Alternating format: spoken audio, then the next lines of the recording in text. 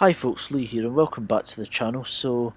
Today we've got a wee video of my final cross-country flight in my training, my final solo cross-country. It's from Strathaven to Kirkbride in the Lake District.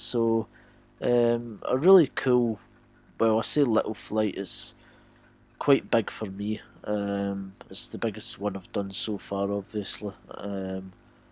So it was a really cool little flight. So I didn't get an awful lot of footage of it, especially the way back. I didn't really get anything. Although thankfully my instructor did kind of pull through with a cool little video at the end, which I'll show you at the end of the video. And as you can see, that's us taking off. We're just going to take off, go around the circuit, and then depart straight to Kirkbride, the direction of Kirkbride. So basically for the cross-country phase of the training, you need to do 2 qualifying solo cross-countries, and you can do them one of 2 ways. You can either get a destination that's over 60 miles away, 60 nautical miles. We do everything in nautical miles pretty much in this business. And so you can either do 60 nautical miles, and that can be a straight go there and come back flight, or if it's less than 60 miles away, you need to do a triangle. So basically, you can do a triangle that's 40 nautical miles in total, but the destination needs to be more than 15 nautical miles away. The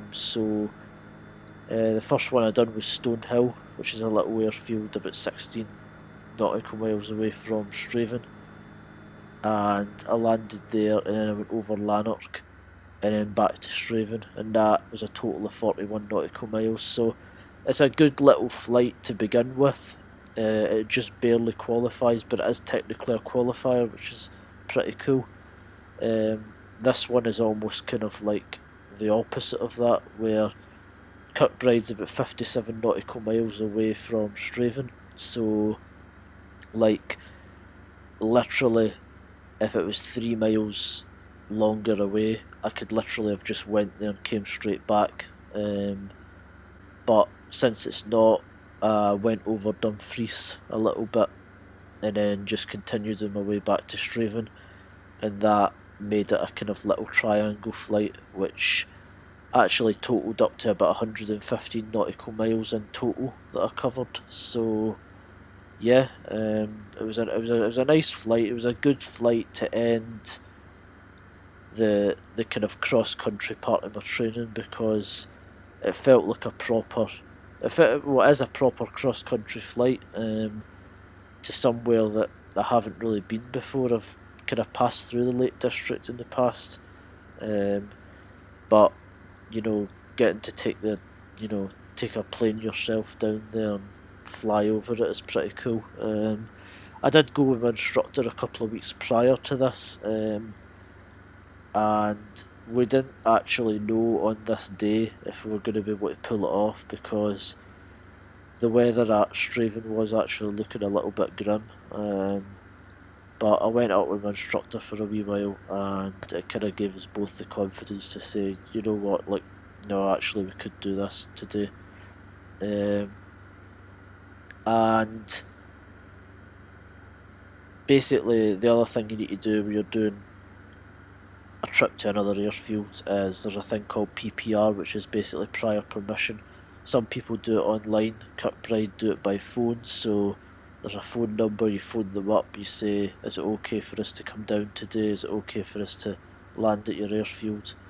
And they say yes or no, and they were fine with it this time. This was basically the evening, so kind of round about, there's kind of round about 6 by the time I got there. It was about 10 to 6,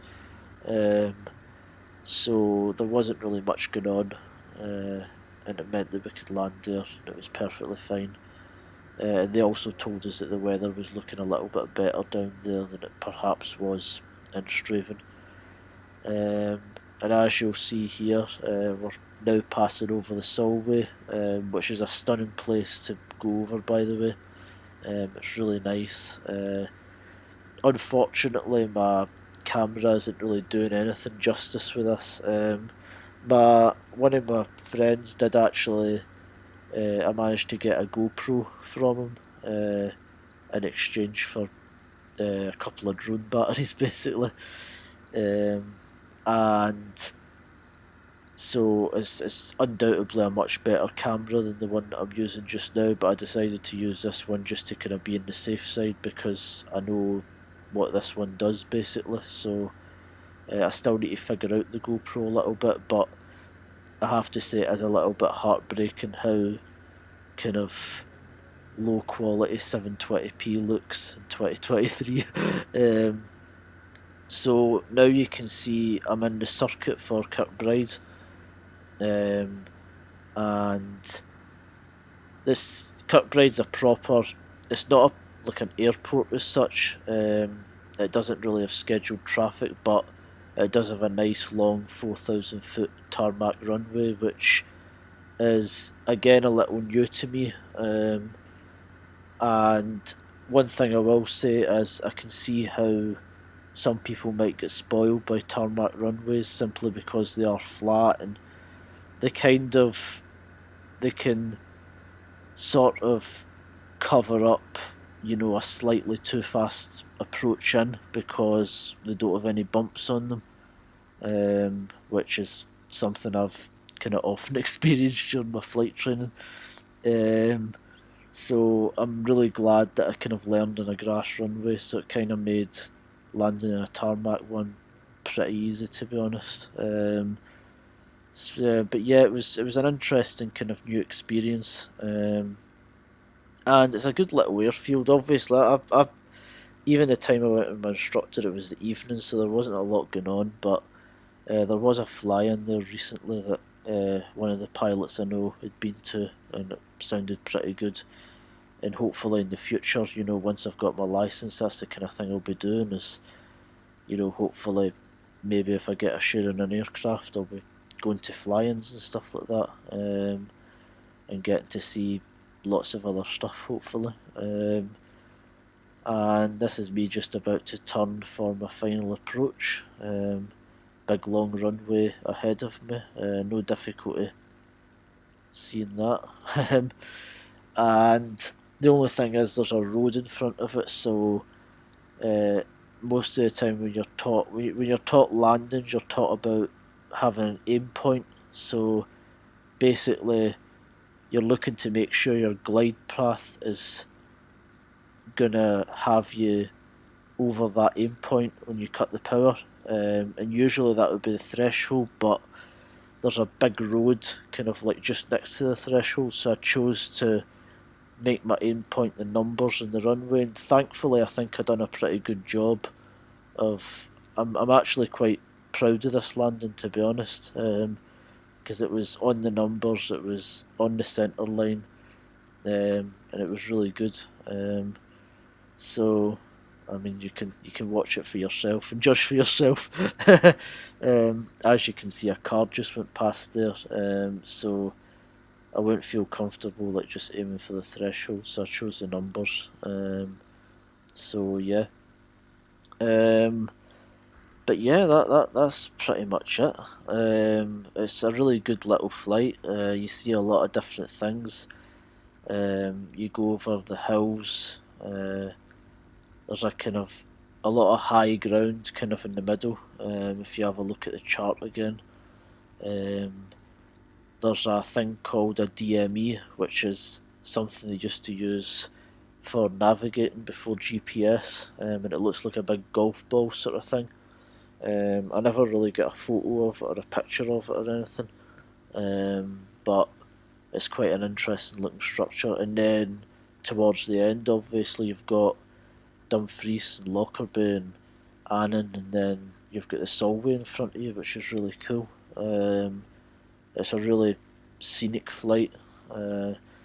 Actually got pretty high altitude in this one. I was up at nearly 4,500 feet at points. So again, that was pretty cool. And the conditions actually turned out to be okay. They were slightly worse on the way back, so um, that was a bit kind of not as pleasant, just different, really. It just kind of meant that I had to speed up at points and stuff like that. Which again, it's always good to have that little bit of challenge because it is obviously flight training is all about getting training but also experience in flying. So um, it's good to have something that challenges you a little bit.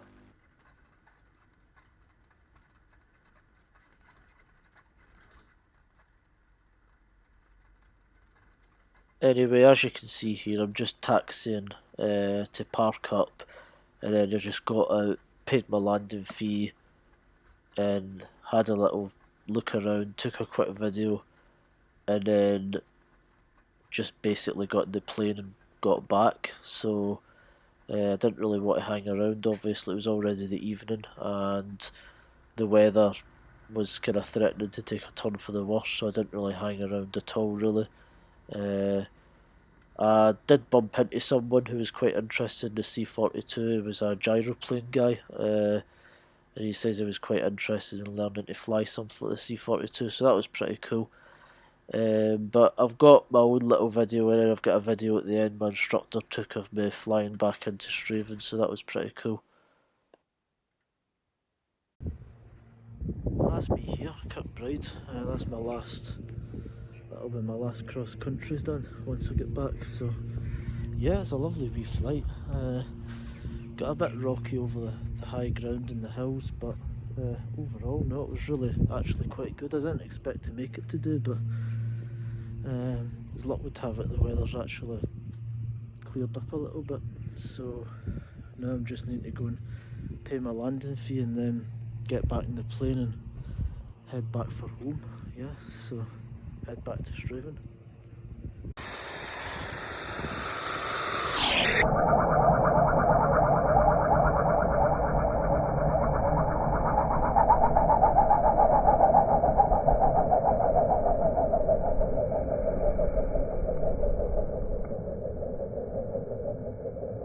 So there you have it. That's my final solo cross country and my flight training done.